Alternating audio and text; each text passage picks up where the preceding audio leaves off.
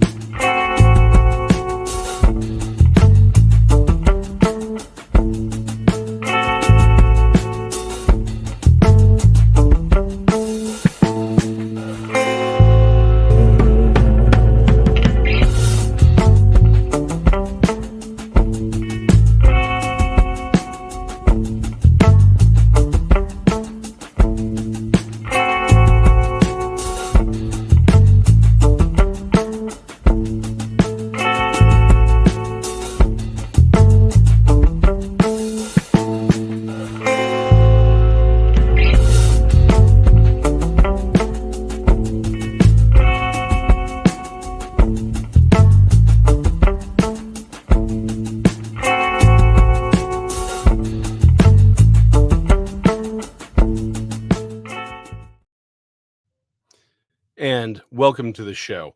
Tonight, I am honored by our guest, Dr. Dean Bertram. He is a world-renowned ufology expert and doctorate. He also started Midwest WeirdFest, and they recently just wrapped this up. So I was not certain if we were going to be able to get this interview, but we did reach out, and he was so kind enough to come on. And so I'd like to go ahead and bring up Dr. Dean Bertram. How you doing, Dean? Well, thank you so much for having me on your show, Jason. First time, long time, as they say in the game. Yes. Yes, it is. Okay, all kidding aside. I was wondering how many people were getting what was happening here. So y'all just wrapped up Midwest WeirdFest, and we're going to go ahead and just do a review of how it went, what were, the highlights, maybe even some of the lowlights. You handed out a new award as well this We year. did. In fact, I can only announce a few awards tonight because some are still in deliberation. We normally announce about mid to late this week, but the ones where we do know and we've let the directors know, I can announce. The other ones which aren't confirmed, I can't announce. But the new award, which was super exciting, was something you and I had talked about actually when we came up with the idea. And that was the PalmerDOr award. And the purpose of that award is to remember the legacy of Ray Palmer and also to honor excellence in the field today. So the PalmerDOr is kind of a play on the Palme d'Or, the most famous award perhaps in the world, in the film world anyway, the Cannes Film Festival. And essentially it means the golden palm. So I guess if you translated the PalmerDOr into English, it would be the golden palmer. So and I can't say who won that. That isn't a secret. We because we announced at the festival. We never normally announce awards at the festival, but this one we wanted to. The whole purpose of it is to bring, both to honor the filmmaker and to bring recognition to Ray Palmer. So we did it in the public space of the festival after the screening of the film that won. And that film is Code 12, which we world premiered at the festival from Melissa Tittle, who listeners and viewers might know from shows like she produced Ancient Aliens for several seasons. She used to be, I think, head of content and development in the Gaia Network. And of course, now she's regularly seen on shows like UFO Witness.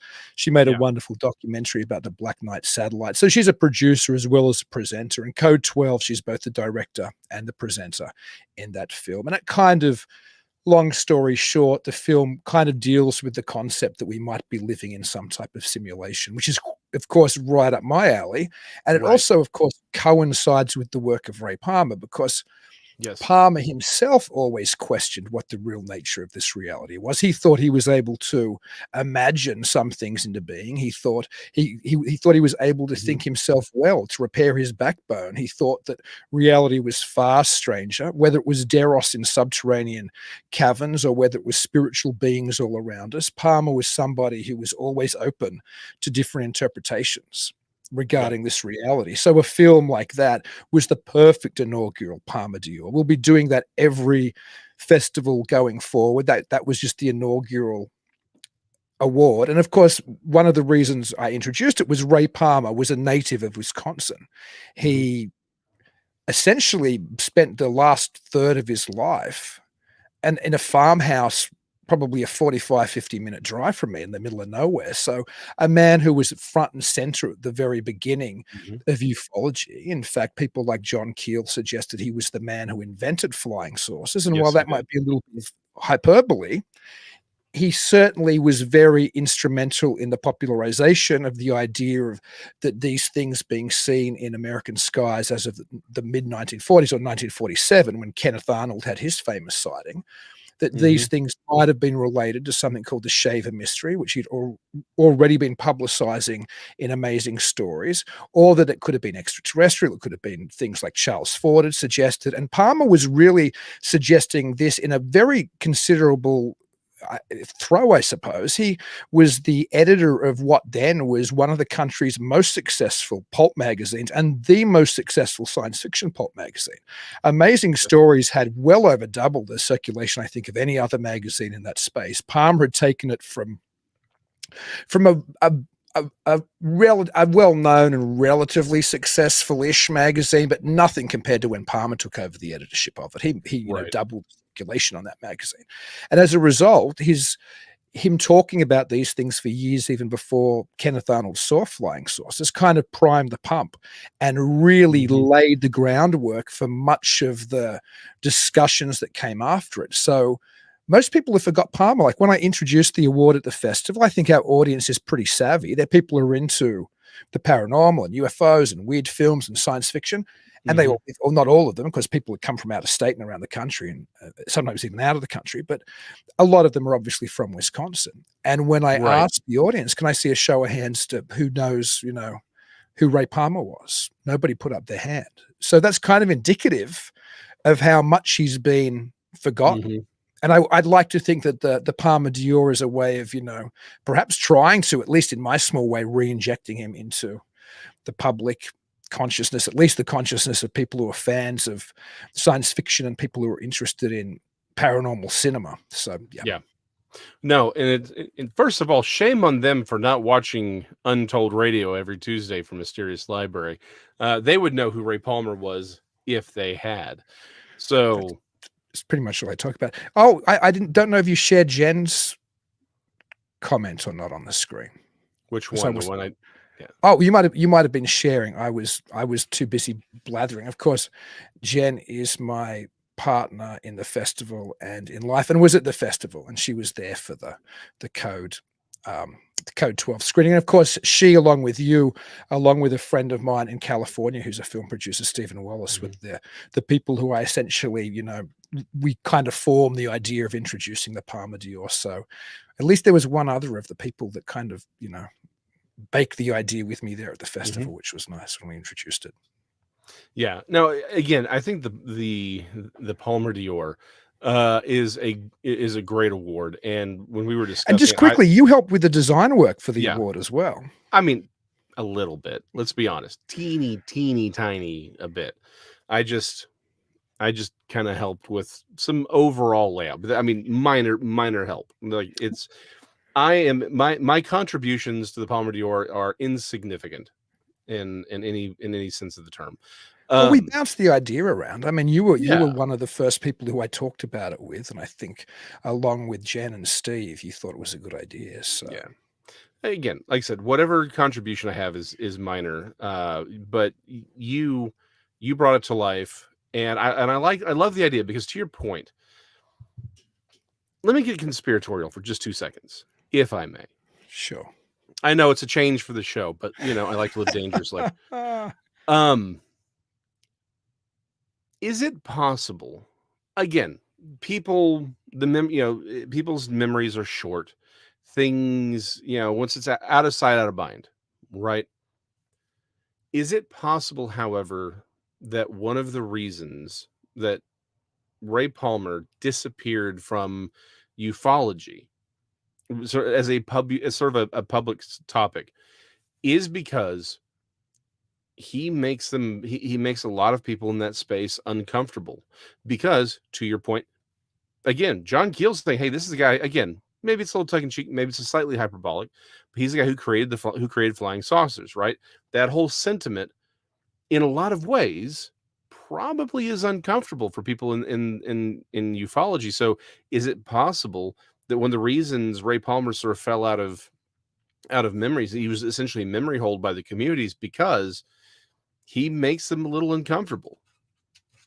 I think he does. I think he made people in the UFO community uncomfortable, and he also made people in the science fiction community uncomfortable. Like Yeah. Palmer's, and that's why MidWest WeirdFest, just quickly, why it's such a great place to have an award like this, because we play science fiction film and other genre films as well as paranormal documentaries. But his contribution to science fiction Oh, yeah. in the United States of America is considerable. Oh, it But he's absolutely not is. somebody that the fans talk about like, "Oh, yeah, he was a great founder of science fiction." He absolutely was a major force in the popularization of science fiction in this country. Yeah. Oh, like, again, the Atom, his civilian name is Ray Palmer because he was named after, we talked about this on the show. He was literally named after Ray Palmer, the editor, because of what he did, because of the influence in science fiction. Because the Atom was originally just, again, he's a superhero, but he's a science fiction themed superhero, right? Mhm. He was a scientist. And so that was sort of this loving homage, and more people probably aware of the comic book character than they are of him. That's a He scary thing, yeah. Well, you never can know what you'll be remembered for. Um, and so I wonder, because to your point, whenever you make people uncomfortable on both sides of a coin, you're my kind of guy. That's all I can say. Um, so Oh, yeah, trust me, Nancy, we're gonna get hold on, I'm gonna throw that up there. We're going to ask. Trust me, we're very early in on this. For those who are listening, because this is an audio podcast as well. Nancy Malcolm asked, "Did any weirdness happen at the fest?" And we're gonna ask that in just a moment. But it does make me wonder, was he sort of pigeonholed, or not pigeonholed, was he memory holed by the UFO community? Because in a lot of ways, he stands as this almost condemnation of the idea that this again, the idea that was presented, I'll say this, by the CIA, and definitely encouraged by those in power, that these are vehicles from another planet by an extraterrestrial race. he his existence and the influences of his writings on modern ufology, or his work specifically on modern ufology, it kind of it would make someone wonder and go, hold on, what, this doesn't seem to match up. Why is it all coming out of a science fiction magazine?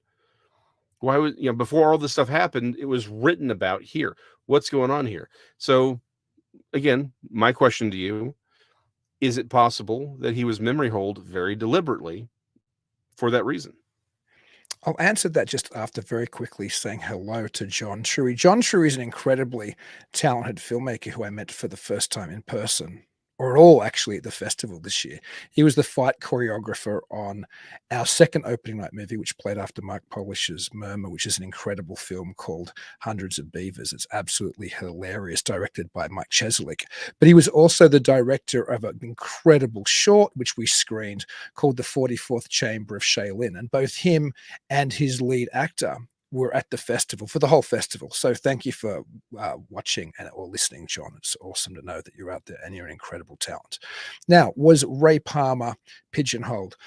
I think at the time, a lot of the things Palmer was suggesting, the more, out there type things, the idea of Right. maybe these things were from beneath the earth, or maybe they were spiritual, or maybe they weren't as simple as extraterrestrial. I think in the days when NICAP type thinking reigned supreme, so from the 1950s into the 1960s, I think that those other explanations, while they might have been in a way at home in the contactee movement, they weren't at Mhm. home in the scientific centric mainstream ufology. Right.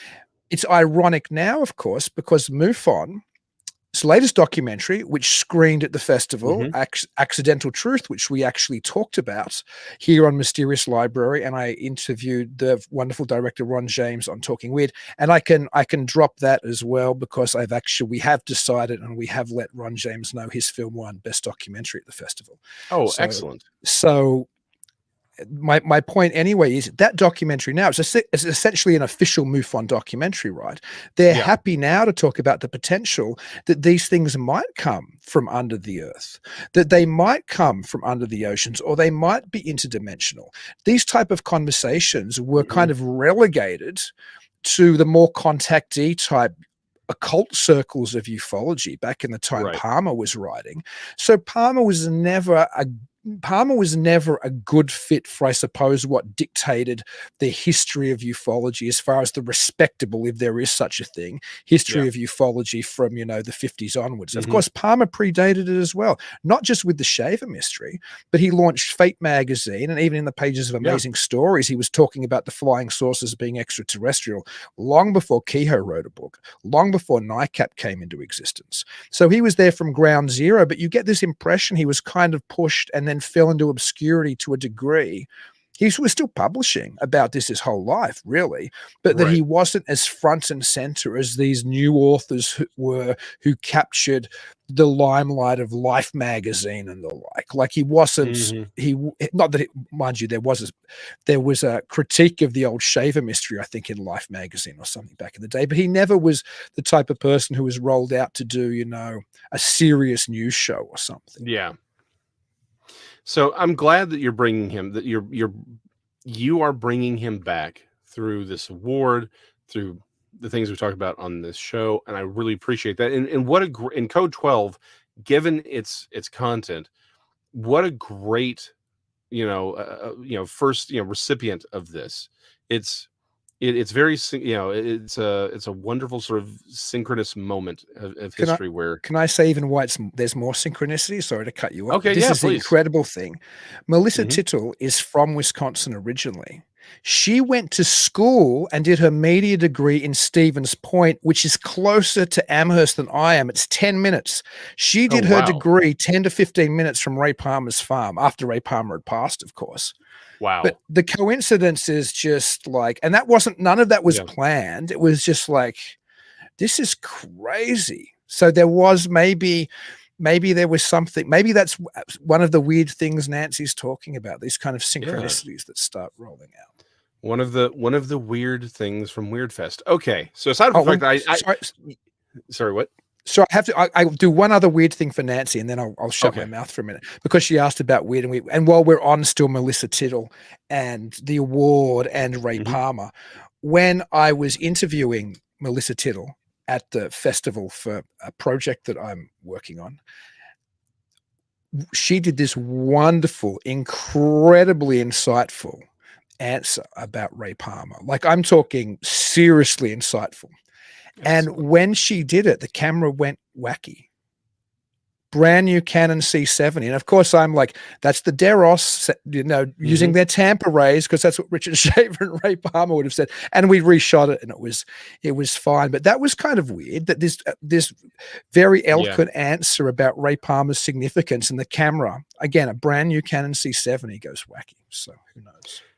That is okay. We'll have to talk about that off air. That is interesting. Yeah, those things are, when those things happen, you're like, okay. I feel like someone's watching that maybe someone's paying closer attention than I thought they would be. So Exactly. for the record, you got to hook me up with hundreds of beavers because I'm sorry, that just sounds like the greatest thing I've ever heard in my life. It is so good. As Jen said, hundreds of beavers rocks. It's incredible. The audience went nuts for that movie. Like the laughter was so loud throughout it. And there was this wonderful bit in the Q&A where we have to share the video online when the director's down the front talking to me. and then a beaver in full beaver costume runs in, which they obviously had pre-planned. In fact, that was John Truey, who just appeared in the chat then. And the director yells, "I told you not to come here." And he runs up the side of the cinema while the beaver runs down. And Mike, the director, literally jumps in the air on top of the beaver and just beating this. Well, he's got the microphone in his hand. He's yelling, "Get out of here," or whatever. It's a hilarious bit. Jen shot a video of it, actually. And I think she posted it. I think it actually might be on. Is it on the Talking Weird page, Jen? Maybe you can comment and say it's on the Talking Weird page. She put it on one of the social things if people want to see it. But yeah. All right, that's hilarious. Okay, well, I'll make sure you can get a screener. I mean, you're part of the fest. I'll just check with Mike if you can watch a screener. I'm sure it won't be a problem. That sounds amazing. And for those who don't know, in Texas, we have the institution known as Buc-ee's. It is a gas station, but it is the mecca of all gas stations. And their mascot is Buc-ee the beaver. So there you have it. I'm already in love. For those listening, Jen has confirmed that it is on the Talking Weird Facebook page. So there you go. Another one of our favorite guests at the festival actually was a subject in the documentary that won Best Documentary at the festival the year before, John Yoss Alien Abduction Answers, and that's Alana Rebellia. She said, "I captured part of the moment too." I think a lot of their audience pulled out their phones because it was hilarious. Hey, and now let's just quickly, because John Truey said something. I hope it was, I didn't read it first. Well, it's pronounced Trey. But yes, just, so I'm sorry, John Trey. So I've been saying, oh my gosh. Oh my goodness. John, thank you, John, for correcting me. You're not the first. Joshua Cutchin, who Dean has interviewed several times, actually. Yeah. I was talking to him. He's like, "No, it's not Joshua Cutchins, it's Joshua Cutchin." And I had to call out Dean. So trust me, you're in really good company here. I'm lucky he remembers my name. At the festival, I'm bad, man. I'll be on stage. I have to apologize. I think I literally might have a learning disorder when it comes to names.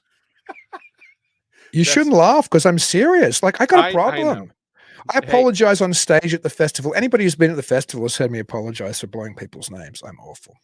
Look, as a Texan, I can honestly say that I've never pronounced anything right in my life. So I laugh only because I sympathize with your inability to pronounce things correctly. Nothing but love. So, so John's a fight coordinator. Is that what I'm hearing? Because I love me a good. Okay, so and he's awesome, and he's also a director. Like, as I mentioned, he directed this awesome kung fu comedy movie called The 44th Chamber of Shaolin. I'll ask John if you can. I'm sure John will let you watch it. Let me know if Jason can watch it. The only thing I love more than a good solid Godzilla movie or Western is a kung fu. Dude, I grew up. I cannot tell you. I grew up on kung fu films. Like, we had there's a channel here in Dallas back when. Before everything became corporate, it was Channel 27, and they had, on the weekends, they had all of the super awesome, low budget films. So it was all Godzilla, and it was kung fu films. It was amazing. It's hey, there you go. Atlanta's giving you a pass in your last name. Love it. I must have mispronounced that just then as well. I've known Alana for like 7 years, so there you go. I'm not kidding, dude. Okay, now I gotta ask, what do you think my name is?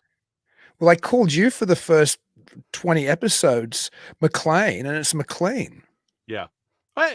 So here's the thing. I've stopped caring about that because nobody gets my name right, so it's fine.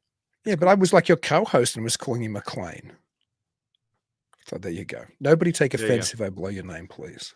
There you go. Okay, so first question that I have, since we've gone, we've done the PalmerDOr, and I really do think that's amazing, and the synchronicity with Melissa Tittle and Code 12's, that's one of those things you're like, okay, that's really weird. What were some of the, again, I'm just going to go with Nancy's question. What were some of the other weird things that may have occurred aside from a giant beaver being attacked by a filmmaker? Well, that was pretty weird. There was there were the things, of course, with Code 12 and the PalmerDOr. Maybe if Jen can remember, she can put a comment in the box. I'm sure there was other weird stuff. There always is. Super weird though. Like, I don't know if there was any. Oh, there's a ghost in the cinema. Staff were telling me about the ghost. Okay. There's a little Yeah. girl. There's a little girl ghost that I think they've even seen on the camera. That it sits upstairs and sits in a certain part of the like off the side of the aisle because it's an old Mhm. cinema. It's an old, I don't know, Right. 30s, 20s, 30s cinema, which has been Oh, plexed. wow. So we have the downstairs and the upstairs, but it used to be one cinema with, a Mhm. balcony like they always used to have. And apparently upstairs, they've seen this child, and also downstairs they hear things all the time. The basement where the cinema very kindly let us store a lot of our things like step and repeat banners and stands and things like that. It's got, other kind of various, cleaning goods in, and it's a big basement though. It runs the Yeah. length of the building. People hear things down there all the time. Like the location is almost certainly there's something in there. Well, so that actually coincides with what Gene, jeez, So you're as you're bad as I spreading. am now. Well, Yeah, no, I'm catching it. I'm catching it from you. That's what's probably. yeah, no, I'm putting this on you, man. Jim says that the volume of the movies would change a lot, which was weird. So it sounds like maybe the there's a connection between the sounds, the volume changing on these films and Maybe. these spectral apparitions that have been recorded. Um, okay. Yeah, I'm the Melissa Tittle thing. I'm gonna be honest, that's really getting my brain going because we've talked about this on air, but I'll bring it up. You and I have talked about this, definitely even off air, a lot about the whole, the universe as simulation kind of a thing. Again, I like it as a metaphor, not necessarily as a thing. I think you're with me on that. But sometimes these synchronicities like that, you're like, okay, that's weird. That's real weird. And Yeah, it does make you wonder. You see these things, and it does make you wonder, okay, maybe I'm wrong about the whole simulation thing that's because true. that's too many connections for that to be a coincidence. Yeah, I'm not a it's big fan of coincidence. it's very weird, that Mhm. the winner of the inaugural PalmerDOr did her media degree, which is why she made the PalmerDOr ultimately. If she hadn't done that Mhm. media degree, she never would have got into this game, I assume, down the Yeah. road from Ray Palmer's house. I mean, just to put it in perspective, you know how rural Wisconsin, there's always bigger towns and littler Yeah. towns. Stevens Point is the biggest town near the little town of Amherst. Like that's the main biggish town there. It's the college town. And Amherst is about 10 minutes away and it's a littler town. So just Hmm. weird. Well, there you go. Okay. I'm not going to ask you the question I really want to ask because I know you have to be, there's a little bit of politics that you have to play with some of this stuff. I'm You not have going to to ask you ask what me your a question. favorite. I was going to Oh, ask you who the no. I was going to ask you I was going to ask you what your favorite film was, but I'm not going to do that because I don't want thank to. you. I I don't get want to asked put you in that that all the position. time. It's tough. Yeah. Well, it sounds like you really had a lot of, it sounds like you really had, a lot of good films this year. Um, I can talk you know, about two other winners if you want me to, which we've yeah, no, told the please. directors, Yeah, and we yeah, have a lot. There's a lot of major awards that haven't been decided, and the filmmakers haven't been let know. Best film, which is the major award, the PalmerDOr, and that. Well, the PalmerDOr is freshly introduced, so the PalmerDOr and Best Film are yeah. probably the two major awards of the festival. Was won by Murmur, which is directed by Mark Polish. Mark Polish is a director who is probably first came to people's attention when he co-wrote and starred with his brother who directed in the film Twin Falls, Idaho. And since then, they've done films like The Astronaut Farmer and Norfolk Oh, and a yeah, bunch yeah. of things. Like Mark Polish is a very talented human being and Mhm, an incredible influence on me. I was always interested in genre film as a kid, but when I was first mhm, seriously becoming interested in independent film and thinking of that as a potential career path. Twin Falls, Idaho was a massive impact on me. I saw mhm, it again and again and again. So to have Mark Polish at the festival and to have that film win was something I was very happy about because it's a spectacular film. And it's a film which is very cognizant of the current times we live in so mhm. far that the very young cast are kind of in the film of these type of YouTubers who go to investigate this virtual Pokemon Go type game, I guess, but it's Yeah. far darker than what happened. So when Mark was doing his Q&A, obviously this kind of stuff came up, and he's very conscious of the Mhm. potency of and dangers of these devices that everybody carries around in their pockets, cell phones.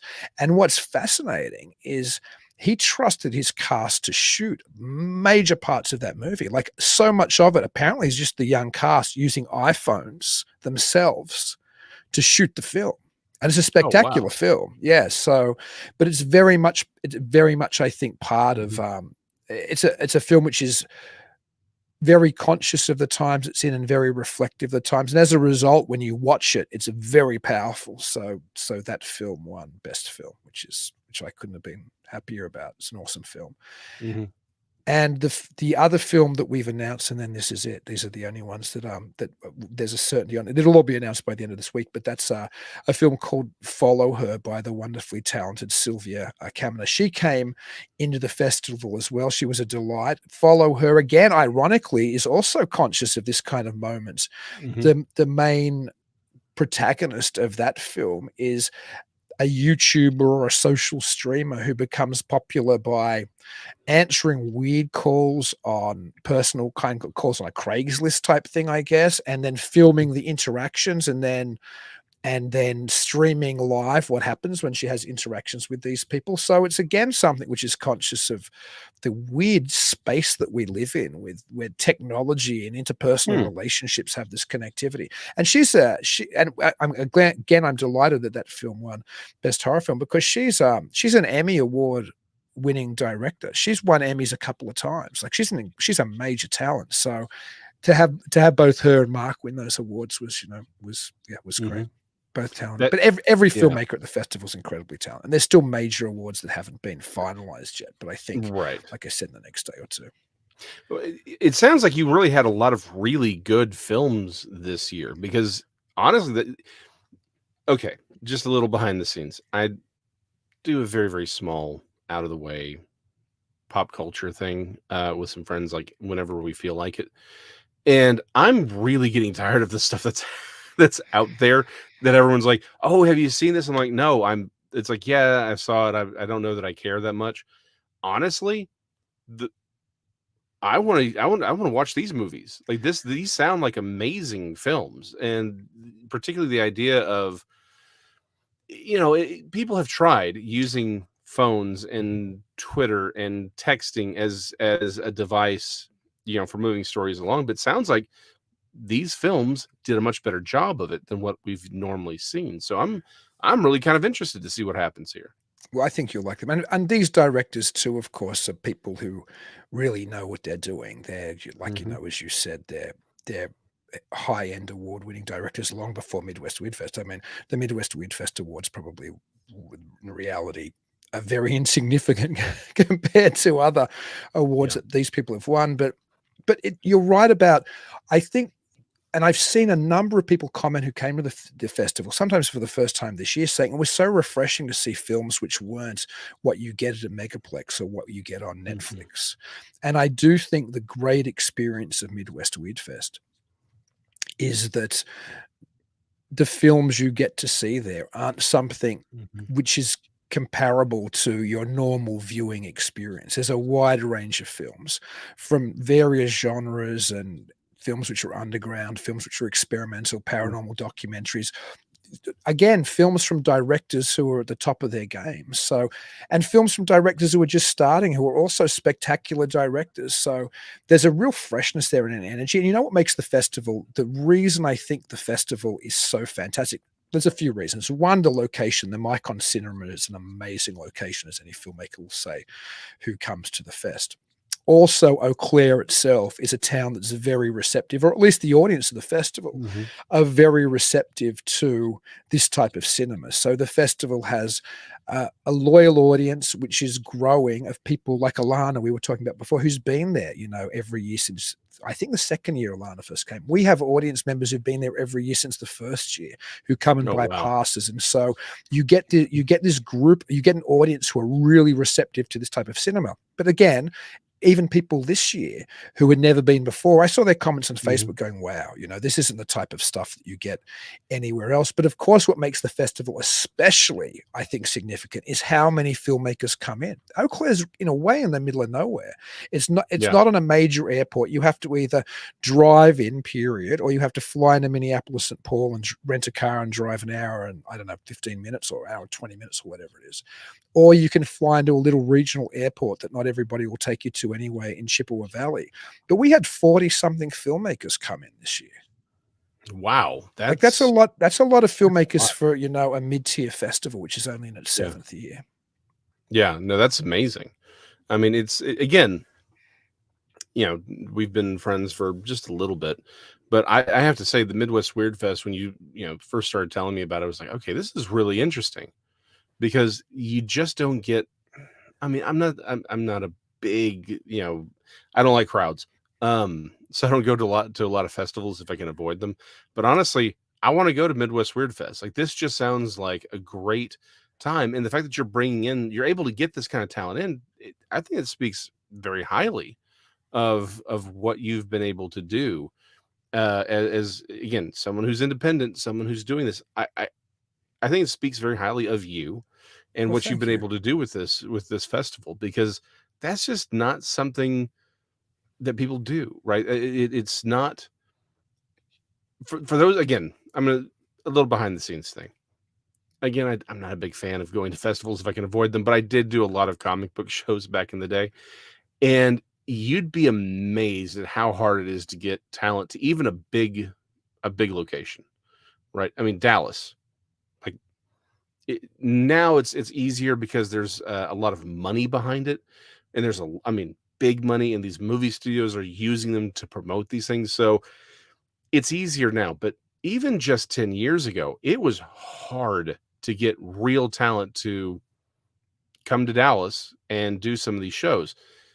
What Dean has done in 7 years is, I cannot tell you how amazing it is to have these kinds of talents go to Wisconsin, to sort of an obscure place in Wisconsin, and to a, like you said, what is a mid-tier festival that doesn't have major studios dropping big bucks on it, right? You're independent. You're doing this on your own. You don't have these studios and using you as this venue to promote their movies. So the fact that you can get that kind of talent in, it speaks volumes for what you're able to do with Midwest Weird Fest. And I cannot tell you how excited I am. I'm going to go next year. That's what I'm saying. Again, you never can, good Lord willing, the creek don't rise, as we say. Uh, So, but I'm just I'm quickly, excited. I want to see it. I want you to come, man. It'd be so much fun to have you there. And speaking of talent, somebody I didn't mention yet who came to the festival, who is an incredible talent, is the actor Kevin Interdonato, who's also the writer. So he was the writer and the star of a film called Break, spelled Braek, at the festival, directed by John Fallon. And that human being is the performance in that film is so powerful. You're almost scared when you meet him because it's such a frightening performance. He's the Oh, loveliest human wow. being. Yeah. So he was another incredible. I mean, there's so many. Like I didn't want to mention too many. I'll start mentioning, and I shouldn't stop because, like I said, there were 40 something people there who Oh, were all yeah. incredible talents. So we've talked about the weirdness, the synchronicities. We've talked about the PalmerDOr. We've talked about just how, again, amazing it is that you're able to bring this kind of talent there. What was your favorite, not movie, but part? What was those little? There's usually those little moments, right, in any event. What was your favorite? You're like, man, that's it. My favorite moment. That's a good question. What was I'll be honest, giving Melissa Tittle the Palmer d'Or on stage, that was a pretty Hmm. cool moment because it was the recognition of not just her work, which obviously it was, but also Right. of Ray Palmer. That was a big moment. The socialization, it is I don't know if there's one moment, but what I enjoy most about the Hmm. festival is the time, not necessarily even screening the films or doing the Q&As, which are always fun. I love hosting Q&As. But when you get to talk to the filmmakers and the audience when you're not, Yes. at the screen, to be able to go to the bar next door, a bar called the Mousetrap, which is the default bar of the festival, really. We need to have a relationship with the official bar because this is where everybody hangs out, drinkers Yeah. and non-drinkers. It's just where everybody is. Because you can go in there, you can be an audience member, you can be a filmmaker, and you see relationships building. You see friendships between filmmakers and friendships between filmmakers and audience. And just to see that type of immediate connection, because the difference between, for me, what's the important difference between a film festival and a megaplex experience, for example, or a Right. Netflix experience or whatever. Sure, it's the content, Mm-hmm. which we've already talked about, the originality of content, which doesn't have the type of, my festival doesn't have the type of gatekeepers that a Netflix or a Right. megaplex has. I mean, if there's a gatekeeper, I guess it's me, but that's somebody just looking for the best films he possibly can look for, not having any type of, corporate mandate in place or anything, right? Right. And looking for original films and new films and thinking, is this a filmmaker who, is somebody who really deserves a shot at being in the festival space. I love finding films, and I love finding films that are world premieres. That's something I adore. Yeah. We had 4 feature world premieres this year, Oh, wow. which is pretty considerable. Anyway, but again, the great joy is when the filmmakers come in and then you see them interacting, not just with each other, but with the audience. It's just it's a wonderful thing. And for me too, it's a wonderful thing. I love talking to my audience, and I love talking to the filmmakers who come into the festival, because you get a sense of what you're doing right. And some will tell me what I'm doing wrong. Like if there's something they don't like, they'll tell me, which is nice. And but the main thing is just that interaction, because that's what separates, again, a festival from any other normal consumption of, video film type media, is that the people who created it are there and they're Yeah. immediately accessible to you. So Right. so I don't know if that's a one moment, because it seems to be the spirit of the festival, which is what I Hey, love so much about it. that works for me. And my That's personal favorite, to be honest, this is going to sound real hokey, Mhm. is I hadn't seen Jen Durrell for a year in person. Yeah. And she was at the festival. So that was, Aw, yeah, there you it's go. true though. That was my my personal highlight. On a professional highlight, it's just the joy of, bringing audience and filmmakers and filmmakers and filmmakers and audience together. People who love this stuff.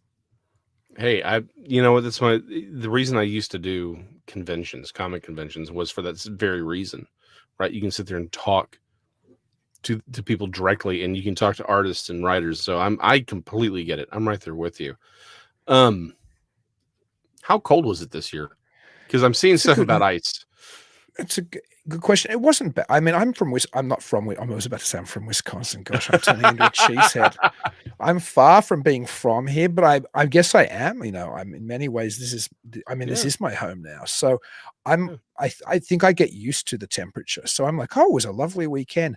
But there was some bad weather, like on the Sunday. I mean, it was not until the Sunday. On the Sunday, we started to get that snowy, and also it wasn't really cold. So it was, I think, what they call it here, like, even though it was real snow, it's called like mixed precipitate. There's some word for it here. I've never heard it in Oh, Australia gotcha. because I'm not from an icy blend, or I don't know, an icy mix or something. Sounds like a Where drink, is it a wintry mix something like that. where it's like snow and rain, but we're like snow, rain, but then also ice? Yeah, it was mainly snow on the Sunday, but by the time I left on the Monday, Mhm. it was both. And that was, but it wasn't brutal. We had a blizzard drop, I think 4 or 5 festivals ago on the Saturday nights. Oh, wow. Snow started, I think, about 6-ish, and Mhm. Eau Claire got, I think, 2 feet of snow overnight. The town was buried in Wow. snow. It was a literal blizzard. I mean, it Yeah. was officially, the Weather Channel was like, "A blizzard's coming into Eau Claire," and that just, the festival still continued, but as far as the Wow. audience, it just ground, the attendance to a halt, because there was, and that's not true. It wasn't to a halt. I'd say it was probably about half of what it normally is. The really Yeah. true and the brave still came out, but the next day on the Sunday, like, the staff were late to the cinema because they had to dig their cars out of 2 feet of snow. Mhm. I've So had to do that. Like, it doesn't happen often here in North Texas, but when we do, it gets bad. So I can feel you on that one. Um, Okay. So obviously, you just wrapped up 2022. Or I'm sorry, what year are we in? I 2023. know, it's hard Ah, sometimes. We're living I in the know. future anyway, it seems. Exactly. I'm glad I don't have to write checks anymore. Um, so you wrap up 2023, you're looking forward to 2024. I know you're like, I haven't even thought about it. I still have awards to give out, but 2024, is there in the future? Is there something that you're maybe looking to do differently? Maybe some different films you're looking for? I'll What are your open takes? s We'll open submissions. When we announce the winners, we'll open submissions for next year. And Mhm. incidentally, other than the filmmakers, the audience tonight are the first people who know any of those awards.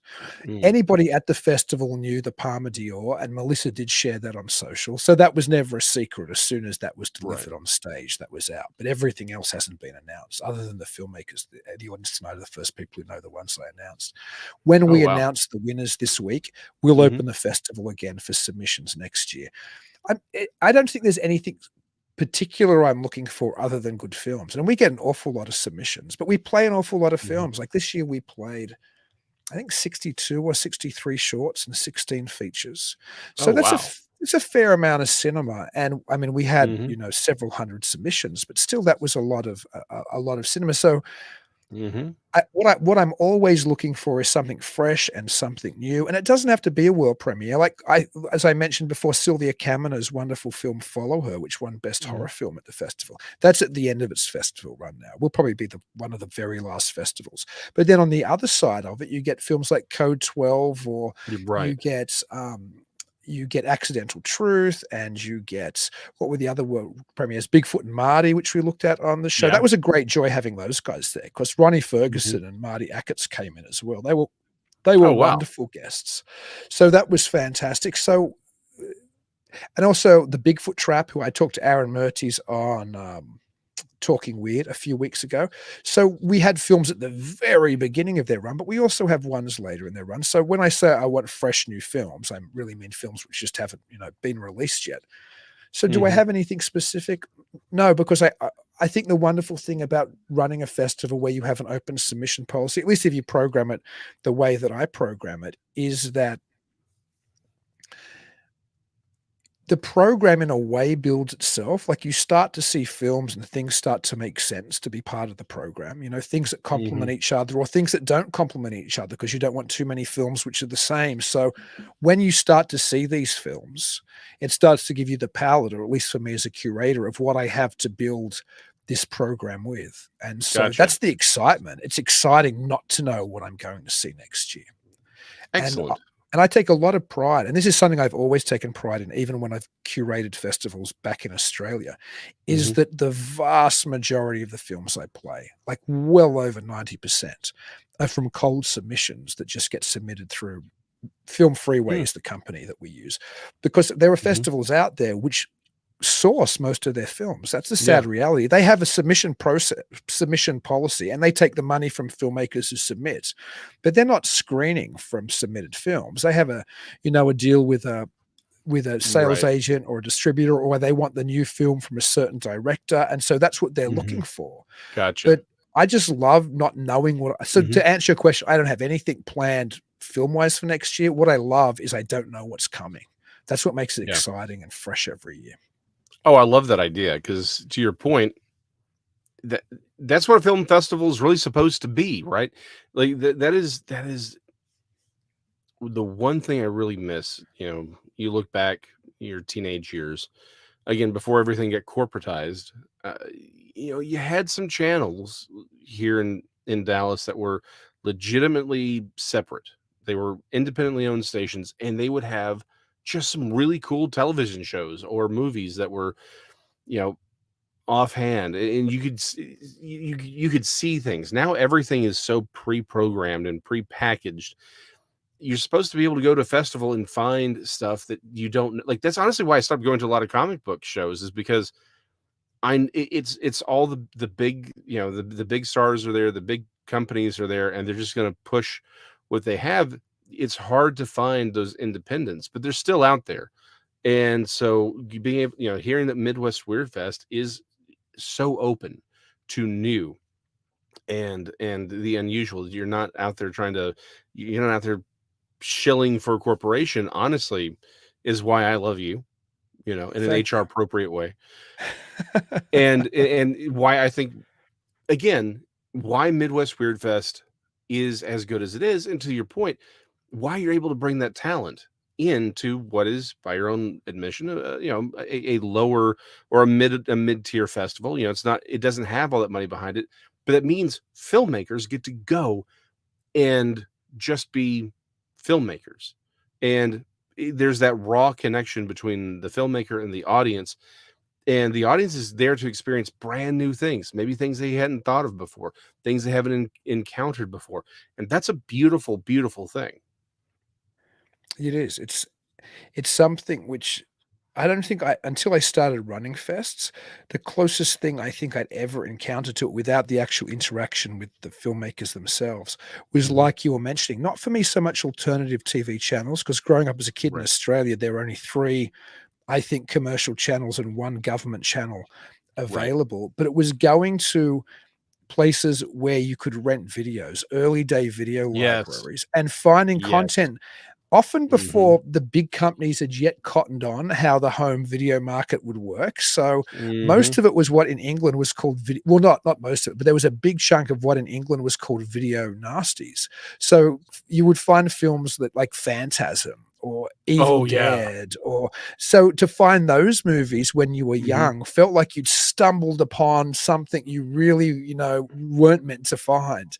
And Yes. I like Midwest Weird Fest to have a similar feel. I like it almost to be like a dark carnival or an old pulp magazine or a mixture of things Yes. where you're going in there and there's Yes. all this different content from different creators, which seems often subversive, but always somehow outside of the Netflix or the Mhm. Megaplex kind of mold.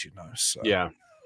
No, again, we had Blockbuster here, but they had Family Video. No, I just forgot the name of the other one. Family Video is actually still around. It's another one who I just cannot remember the name. Anyway, they had these really weird anime titles they would bring in, where it just, I guess somebody was like, sure, whatever, I have it. I loved that. To your point, the old, 2000 ADs from England that we would get. Again, we couldn't even get them fantastic. regularly at the comic book stores. It would just pop in whenever. And I was like, okay, I'll take whatever one I can get. 2000 AD heavy metal, where you just never really knew what you were going to get, Mhm. and or who the artists were going to be, or what the stories were going to be, and sometimes it would be, here's the Judge Dredd or the Rogue Trooper. You're like, man, this is awesome. But then there's this backup story from an artist you've never heard of or seen of, characters you never, and you're like, what is this? This is awesome. So I love that about what you're doing. You're bringing together, again, it's like, maybe this is not stuff you were looking for, but maybe it's something you want to know, something you want to interact with. And that's an amazing thing. Thank you. I just had another memory about video stores. When I was little and video stores were first introduced, or video libraries rather, at least in Australia, some of them actually ran as real libraries, commercial libraries, but real libraries. You could buy a membership card for a year or whatever, right? And you could go Mhm. and rent a movie a day or as many movies as you wanted or whatever under that membership. So my parents, we had a Betamax machine. That's really dating me. I Yeah. mean, there was VHSs as well, but my father being, I think he was a bit of a tech guy, Betamax was the better format. Oh, yeah. I mean, very obviously, they were still using Beta as master tapes when I started film festivals, and VHS was a Yeah. junk format then, right? But so we had Betamax, and there was still then so when there was some, that was when you could get things on Beta. Eventually, you could get nothing. But we would go to our local video library, my brother and I, and we were little, and we would just go straight to what, again, in England would be called the video nasty section. So we'd be getting films. To be honest, we shouldn't have been watching at that, that age. And I Yep. remember one day we went to check them out, and one of the guys behind the counter, a new guy, he didn't notice, said, "Oh, we've got the new, I don't know, Disney movie or something." And the other guy said, "These kids don't watch Disney; they watch like Driller Killer and Phantasm and Evil Dead." And actually, Phantasm was called Never Dead in Australia. It had I did have a different Oh, title. really? So that, yeah, they watch Never Dead and Evil Dead and Halloween. And the other guy was shocked because his was like, I don't know, 10-year-old 7-year-old boy or something Yep. presenting whatever their latest find is. Uh-huh. But I Oh my think that gosh. stayed with me through Yeah. my whole life. That idea of finding some kind of, Hmm. novelty in that it wasn't what I was able to watch on normal Yeah. television or not what I'd gone to the movies to see. Yes. I was introduced to Akira probably way too young. That yeah, that movie's still a trip. I just rewatched it recently. I was like, Huh. man, this movie's amazing. But it's out there. Okay, so we're kind of coming to the end. Is there any thoughts that you'd like to leave us with? Any claims? Any calls to arms for Midwest Weird Fest? I would love if any audience members, I know Ken Rock, who's a regular listener, viewer of both this show and Talking Weird, said he's going to try to come next year, which would be wonderful. A number of Hmm. viewers, listeners have mentioned. Horace Smith has said he'd like to come. Joe Fox has said he'd like to come. But anybody, it's so much fun. Like even if you live near Eau Claire, you really should go. But even if you have to make a weekend trip of it, it's a heck of a lot of fun. Like it's unlike probably any other fests you've ever been to. And if you're a filmmaker who makes things in the underground space or the horror space or the Hmm. sci-fi space or the paranormal space, I love getting paranormal documentaries. Think about submitting your film, or we also do video. We have a section for video, web, and TV stuff, and we have a screenplay section, we have a music video section. If you're a creator, think about submitting to the festival, because at least you know that the head Hmm. programmer, myself, is going to watch your content. There, And there you I'm go. looking for this. I mean, I love weird stuff. If you've got anything weird, think about submitting when we open in about a week. Well, there you go. I love it. Um, Dean, thank you for coming on again. I'm really glad that you were willing to do this interview. I know it's very much out of your way. I appreciate that. Thank you for coming on. Again, next week, obviously, my normal co-host, Dr. Dean Bertram, will return. So I appreciate you taking the time to do that, though, while he's out. And wonder how Fantastic. I I can't go any further with that. Okay, guys, thank you. Thank you for next week we'll go back to some normal stuff, but we had to hear what how Midwest Weird Fest, because we've been reviewing so many of those films, and we're gonna review Melissa Tittle's Code 12 in the near future. So I'll quickly, I didn't mention one other fantastic, there's so many, but I should oh yeah. mention another one that the directors came in for, another feature, which I almost didn't mention. And there's so many great ones, but I didn't mention Kick Me, which is out of Kansas City by a director called Mhm. Gary Huggins. I think we were like very early in its run. It had screened and got rave reviews at Another Hole in the Head, which is a very significant, mid to higher Mhm. tier genre festival. And Gary and some of his cast came, and that movie is about a guidance counselor, I think from Kansas City, Missouri, which is where Jen Durrell's from, who says he's not scared of Kansas City, Kansas. He's always like, I'm not afraid of Kansas City, Kansas, but he's really deadly terrified of Kansas City, Kansas. And he ends up trying to help a student, and his night just spirals in the worst possible way. It's like, I don't know, like Scorsese's After Hours meets an Oh early wow. Robert Rodriguez action flick. It's spectacular. It's so good. So I Oh almost forgot to mention that wow. one. And they were there for, I mean, all the films were spectacular, but those guys were there. So that deserves a big mention. Keep your eye. It's new on the fest circuit. So keep your eye out for all the Mhm. films I mentioned on the festival circuit. And they'll all be, I think, probably playing at a fest near you, even if you missed them. That's my passing words. You might have missed these at Midwest Weird Fest. Almost every film I mentioned will likely be playing at a festival near you if you're in another state, so keep an eye out for them. They're all great. Wonderful. Glad to hear it. All right, guys, we thank you for tuning in, and we'll be back next week where we're going to review probably another film, considering Dean here probably has to go to sleep for a while, like a week, considering all what, because I know what he's been up to behind the scenes, guys. the fact this man is conscious right now is a near biblical sized miracle. So we're gonna let him get some rest. But the next week we're gonna go back to some normal stuff. So it's been fun, and we will see y'all next week.